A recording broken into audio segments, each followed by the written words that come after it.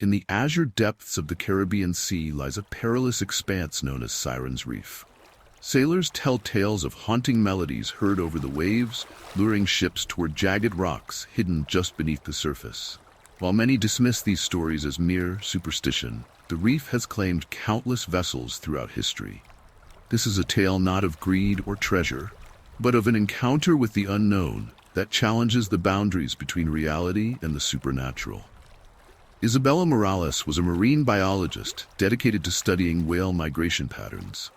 Passionate about her work, she chartered a research vessel, the Ocean Spirit, to explore a region near Siren's Reef where whale activity was unusually high. Accompanied by a small team of scientists, she aimed to uncover the reasons behind this anomaly. As they approached the area, the sea was calm, and the sun cast a warm glow on the water. The crew busied themselves with preparations, deploying hydrophones, calibrating equipment, and reviewing data.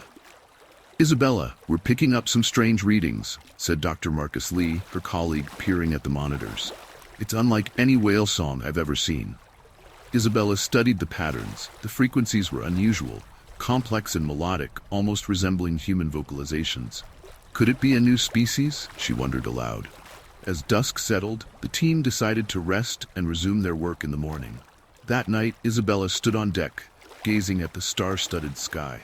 The tranquil atmosphere was suddenly disrupted by a faint, ethereal song wafting over the waves. It was hauntingly beautiful, filled with longing and sorrow. Captivated, Isabella leaned over the railing, trying to discern the source. The melody grew louder, more enchanting. Unbeknownst to her, the ship had begun to drift toward the reef. "Isabella?" Marcus's voice snapped her back to reality. "What are you doing?" She blinked, realizing she had been climbing over the railing. I don't know," she stammered, stepping back onto the deck. Alarms sounded as the ship's proximity sensors detected the looming danger. The crew scrambled to regain control, narrowly steering away from the jagged rocks that could have torn the hull apart. "Everyone inside," ordered Captain Ramirez, his tone brooking no argument. "We're anchoring here for the night." Inside the ship's cabin, tension was high. The crew exchanged uneasy glances, each wrestling with their own inexplicable experiences. "I thought I heard my mother's voice," whispered crewman Elena, her eyes wide with fear. "She passed away years ago." Marcus nodded slowly. "I saw shadows moving on the water, shapes that didn't match any known marine life." Isabella felt a chill. "Something is affecting our perceptions. We need to document everything carefully." That night, sleep eluded them. The ship creaked and groaned as if under immense strain. Whispers echoed through the corridors, just beyond the edge of comprehension. Unable to rest, Isabella reviewed the audio recordings. Amidst the whale songs, the mysterious melody emerged again. Filtering out the background noise, she enhanced the audio. The song was layered, with harmonies weaving in and out of each other. It sounded almost human. A sudden knock startled her. Marcus stood at the door, his face pale. "You need to see this." He led her to the observation deck, where a dense fog had enveloped the ship.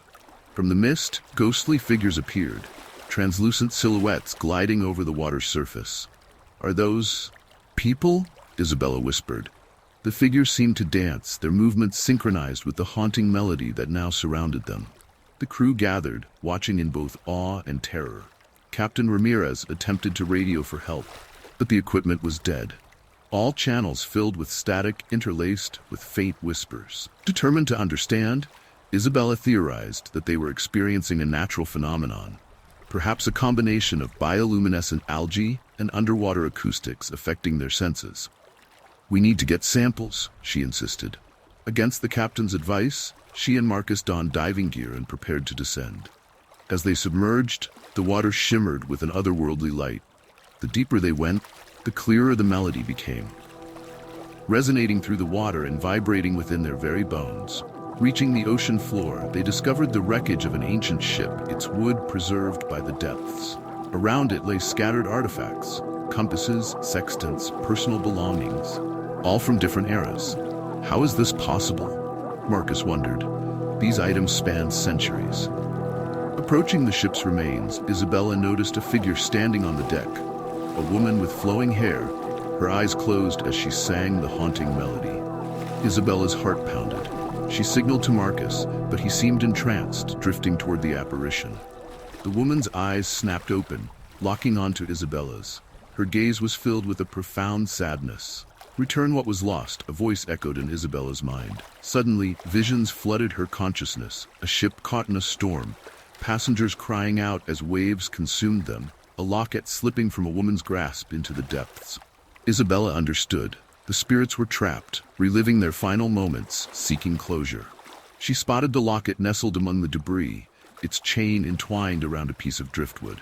Grasping it, she felt a surge of emotion. Grief, longing, hope. Motioning to Marcus, she began their ascent. As they broke the surface, the fog began to dissipate.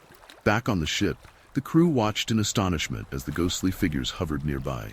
Isabella held up the locket. "I think this is what they want." She opened it to reveal a faded portrait of a family, a man, woman, and child. "We need to lay them to rest," she said softly. Conducting an impromptu memorial, the crew gathered on deck. Captain Ramirez recited a blessing, and Isabella gently lowered the locket back into the sea. As it sank beneath the waves, the melody changed, no longer haunting but serene and peaceful. The ghostly figures smiled before fading into the light that shimmered below. The water calmed, and the equipment flickered back to life. Communications were restored, and the oppressive atmosphere lifted. "What just happened?" Elena asked, her voice trembling. Isabella took a deep breath. "I think we helped them find peace." Relieved, the crew began preparations to leave. As they navigated away from Siren's Reef, Isabella reflected on the experience.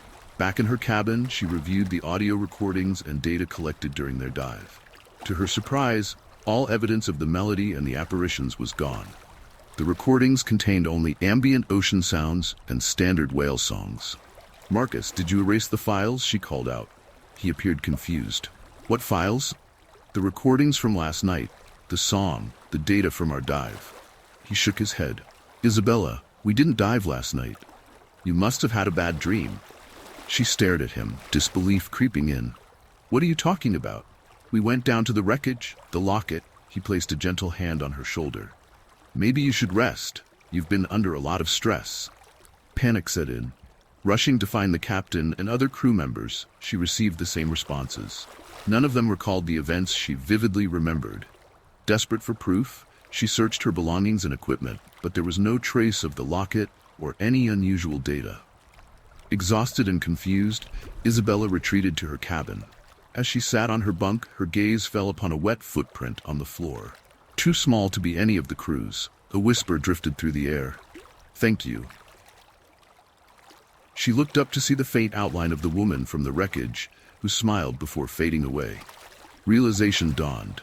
While the others had no memory of the encounter, it had been real. The spirits had chosen her to help them, and in return had altered reality to ease the crew's minds. Upon returning to port, Isabella penned a detailed account of the experience, knowing that few would believe her. She submitted her findings on whale migration, but kept the true story close to her heart. Years later, sailors continued to report strange occurrences near Siren's Reef. Ethereal songs, inexplicable fogs, and ghostly apparitions. While some viewed these as omens of doom, Isabella knew they were echoes of souls seeking solace. She often wondered why she had been chosen and what other mysteries the sea held. Though the experience left her with more questions than answers, it deepened her respect for the ocean and the forces beyond human understanding. Sometimes the most profound connections are not with the unknown we seek to uncover, but with the unseen that finds us. The sea holds countless secrets, its depths unexplored and its mysteries untold. While science seeks to explain, there are experiences that transcend understanding. Should you ever find yourself drawn by a psalm on the wind or a light in the fog, remember to tread lightly, for not all calls are meant to be answered, and some stories are whispers meant only for those who listen with their hearts.